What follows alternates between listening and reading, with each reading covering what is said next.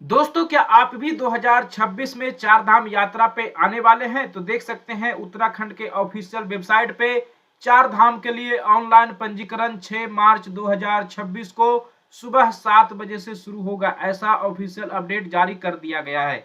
लेकिन दोस्तों, जब आप सभी रजिस्ट्रेशन करने जाएंगे तो आप सभी के सामने जो है इस प्रकार का जो है ऑप्शन आएगा कि आप लोगों को सिलेक्ट धाम क्या करना है। सबसे पहले आप लोगों को कौन से धाम रखना है और कौन से धाम जाना है, साथ ही आप लोगों को दर्शन के लिए डेट कैसे चूज करना होगा। जी हाँ, मान लो अगर आप लोग डेट रख लेते हो 22 अप्रैल और आप लोग अगर 23-24 अप्रैल को जाते हो तो क्या आपको मंदिरों में दर्शन मिलेगा, नहीं मिलेगा? ऐसे तमाम सवालों के जवाब आपको इस एक वीडियो में देने वाला हूं।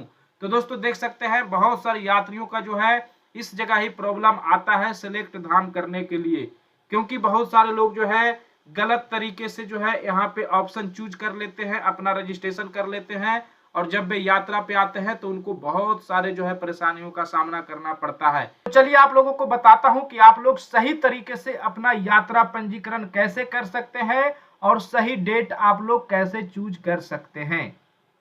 तो माय डियर फ्रेंड्स, सबसे पहले आप सभी को बता दूं कि कल 6 मार्च 2026 को सुबह 7 बजे से चार धाम यात्रा पंजीकरण इस ऑफिशियल वेबसाइट पे शुरू होने जा रही है। तो आप सभी सिर्फ और सिर्फ इस ऑफिशियल वेबसाइट से ही अपना यात्रा पंजीकरण करवाएं। इसके अलावा कहीं और यात्रा पंजीकरण नहीं करवाएं। आप सभी को यात्रा पंजीकरण करवाने के लिए जो सिर्फ और सिर्फ आईडी प्रूफ की एक ही जरूरत है, सिर्फ आपका आधार नंबर। जी हाँ, सिर्फ आपका आधार नंबर का जरूरत है और आधार कार्ड में आप सभी का जो है मोबाइल नंबर लिंक होना चाहिए। जी हाँ, मोबाइल नंबर लिंक होना चाहिए, क्योंकि जब आप रजिस्ट्रेशन करेंगे तो आपके मोबाइल पे एक ओटीपी जाएगी। आप सभी जब वो ओटीपी सबमिट करोगे तो ही यात्रियों का जो है रजिस्ट्रेशन होगा। अगर बच्चे हैं तो उनके भी जो है आधार कार्ड में मोबाइल नंबर लिंक होना चाहिए। बिना ओटीपी दिए हुए आप सभी का रजिस्ट्रेशन नहीं होगा। तो आप सभी को सिर्फ एक ही डॉक्यूमेंट की जरूरत है, आधार कार्ड। जी हाँ, इसके अलावा माय डियर फ्रेंड, बहुत सारे लोग जो है ये सवाल कर रहे थे कि भाई साहब मुझे जो है चार धाम यात्रा पे जाना है, चार धाम यात्रा पे जाना है, तो हम लोग जो है कैसे डेट चूज करेंगे? पहले नंबर पे कौन से धाम रखेंगे, दूसरे नंबर पे कौन से धाम रखेंगे, तीसरे नंबर पे कौन से धाम रखेंगे और सबसे आखिरी में, और साथ ही डेट हम लोग क्या डालेंगे? तो माय डियर फ्रेंड, अगर आप सभी चार धाम यात्रा करने वाले हैं तो सबसे पहले आप सभी को यमुनोत्री धाम ही चूज करना पड़ेगा। जी हाँ, यमुनोत्री धाम। बहुत सारे यात्री क्या करते हैं कि पहले केदारनाथ धाम डाल देते हैं, फिर बद्रीनाथ, फिर यमुनोत्री, फिर गंगोत्री। बहुत सारे को लगता है कि हम लोग केदारनाथ पहले दर्शन कर लेंगे, बाद में यमुनोत्री गंगोत्री चले जाएंगे। तो ऐसा बिल्कुल भी नहीं होगा। क्यों नहीं होगा? क्योंकि जब आप लोग हरिद्वार से गाड़ी लेकर जाओगे ना, हरिद्वार से जो है सबसे पहले गाड़ी यमुनोत्री धाम के लिए ही जाएगी, बरकोट होते हुए। इसी के साथ जब आप यमुनोत्री कर लोगे फिर आपको जो है गंगोत्री धाम गाड़ी लेकर जाएगी, फिर गंगोत्री से केदारनाथ और सबसे आखिरी में बद्रीनाथ। पुराणों के अनुसार और जो है ये मान्यता है, धार्मिक मान्यता है और साथ ही ऐसा रोड ही है कि आप सभी को सबसे पहले हरिद्वार से यमुनोत्री, गंगोत्री, केदारनाथ और बद्रीनाथ धाम ही जाना है। तो आप सभी को जो है सबसे पहले यमुनोत्री धाम रखना है, दूसरे नंबर पे जो है गंगोत्री, गंगोत्री धाम, तीसरे नंबर पे है आप लोगों को केदारनाथ धाम डालना है, केदारनाथ, और सबसे आखिरी में बद्रीनाथ, बद्रीनाथ। तो इस प्रकार ही आप लोग जो है धाम सिलेक्ट करेंगे। और इसके बाद अब आप सभी को बताता हूं कि आप सभी दर्शन के लिए डेट कैसे चूज करोगे। तो माय डियर फ्रेंड, आप सभी को बता दूं कि चार धाम यात्रा में कम से कम 10 दिनों का समय लगता है। जी हाँ, कम से कम 10 दिनों का समय लगता है। तो आप लोगों को 10 दिनों का प्लान लेकर चलना है। तो मान लेते हैं कि आप लोग जो है एक एक मई को हरिद्वार से निकलते हो। जी हाँ, 1 मई से अगर आप लोग हरिद्वार से निकलते हो तो आप लोगों को डेट कैसे चूज करना है, आप लोग इसी प्रकार जो है अपना यात्रा प्लान बना लेंगे। तो 1 मई को पहुंचने के लिए आपको क्या करना होगा? एक दिन पहले ही हरिद्वार आ जाना होगा। 1 मई को सुबह 8 बजे तक जो है आप लोगों को हरिद्वार से निकल जाना है। तो ऐसे में आप क्या करेंगे? डे 1 जो है हरिद्वार से यमुनोत्री के लिए जाएंगे और पहले दिन जो है आप लोग डे 1 जो है बरकोट, यमुनोत्री धाम की तरफ जो है बरकोट में पहले दिन आप लोग नाइट स्टे करोगे। जी हाँ, पहले दिन। साथ ही आप लोगों को दूसरे दिन यानी कि 2 मई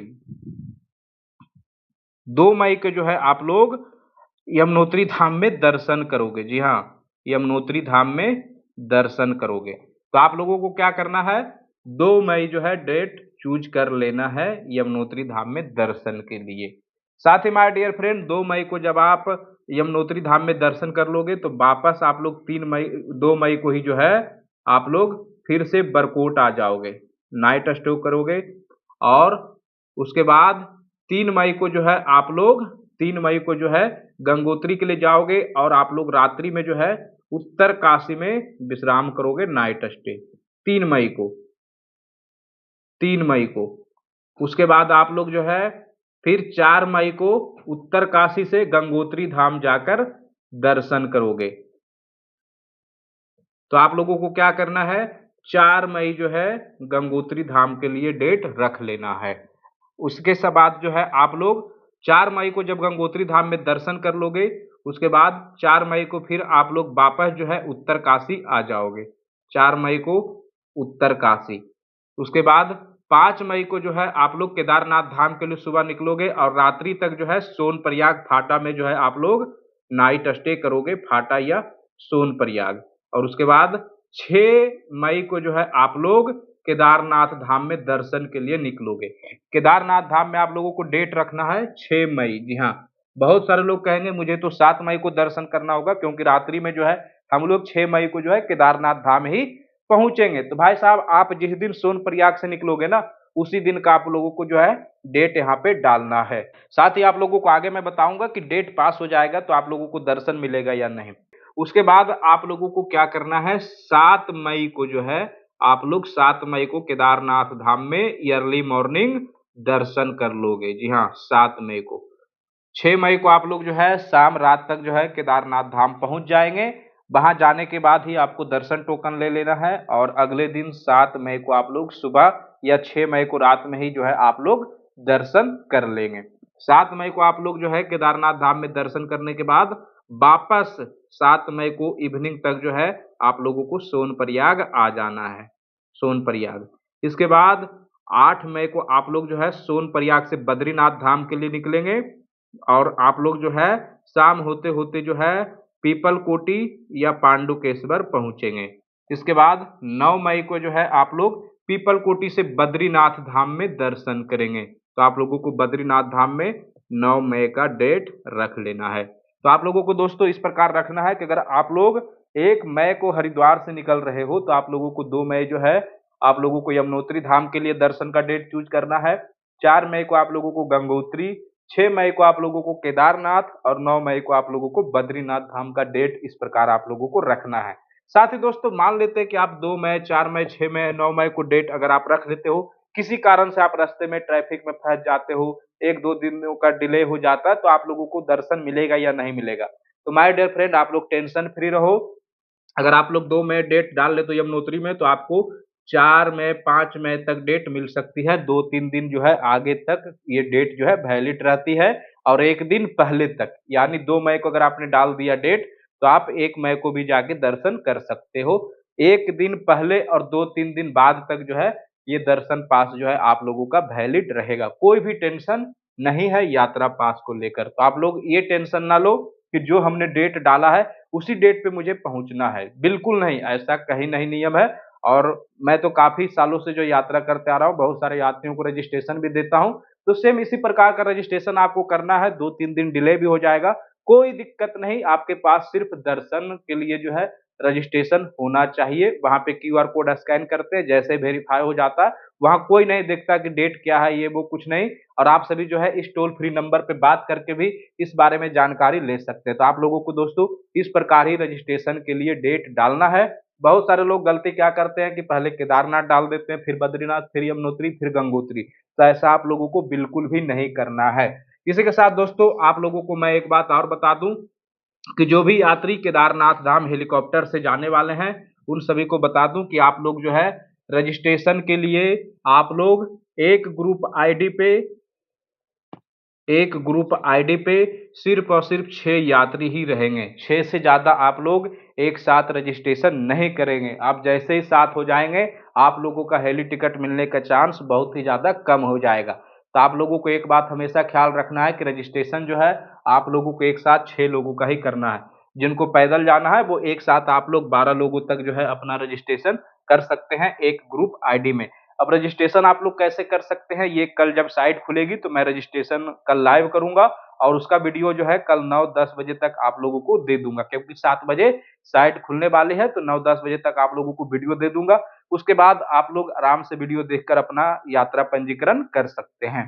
तो माय डियर फ्रेंड, सबसे ज्यादा जो यात्रियों का डाउट था रजिस्ट्रेशन के लिए धाम कैसे सेलेक्ट करें, दर्शन का डेट कैसे डालें, इसी के साथ आप लोगों के मन में और भी बहुत सारे सवाल है कि वीआईपी दर्शन कैसे होंगे, मंदिर के गर्भगृह में हम लोग कब जाकर दर्शन कर सकते हैं, वीआईपी पर्ची का टिकट कितना है, हेली टिकट बुकिंग कैसे कर सकते हैं, ऐसे तमाम जानकारी जो है मैं आपको आगे के वीडियो में दूंगा। फिलहाल आज के लिए इतना ही। उम्मीद करते हैं इस वीडियो में दी गई जानकारी आप लोगों को पसंद आई होगी। जय श्री केदार, हर हर महादेव।